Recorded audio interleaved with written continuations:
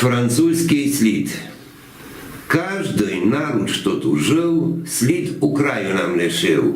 Докусця не ганьбиме, хвост нової береме. Кість цохта, що нам парує, нас от доброго не здує. Село Туря Ремети із французами на «ти». Вже чужих сирін є, а й бо слід їх обстає. Слід не простий, а й чунний, кость повість ош фест дурний.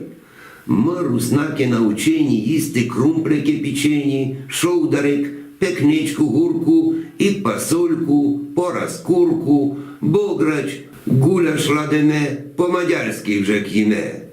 Кульки народу ту суть, свої звичаї несуть. Позад Буйки в Ватерло, в Подкарпатське село, гет французу потовчених, тих офіцерів хвалених, австріяки заяли, в Туря Ремети дали, на край світа у блуди, бо не виділи люди, бо уже не воювали, тихо адде поздихали. Так французи в Ренетах жили, лем точив їх страх. Ож уже їм не дано пити файне вино, а й стравами смакувати, що ладила їхня мати. До плачувонь банували, без печених жаб обстали. Час минав, до розпояри, чути квакання, жаб хмари. Чудо на французу впало, що се вже ки не чекало. Жаби зачали їмати і з лап кожу обдирати, попражили, смачно їли, од радости вонніміли. За роки французи славні, звичаї турянські давні, докус адде заміняли, їх сліди дониз обстали.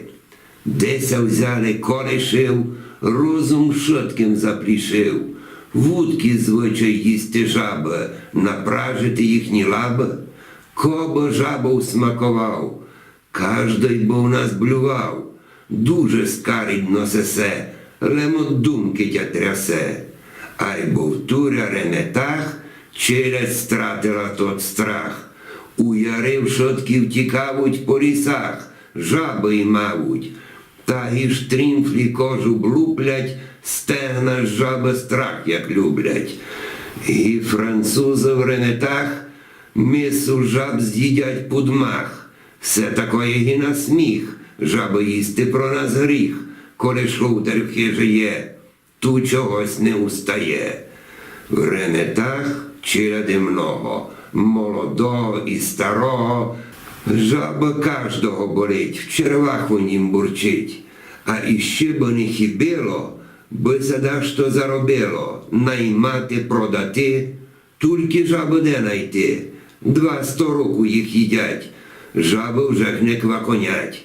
Перечинщина збідніла, без квакання заніміла, жаб довкола не обстало. Що би це тепер і мало?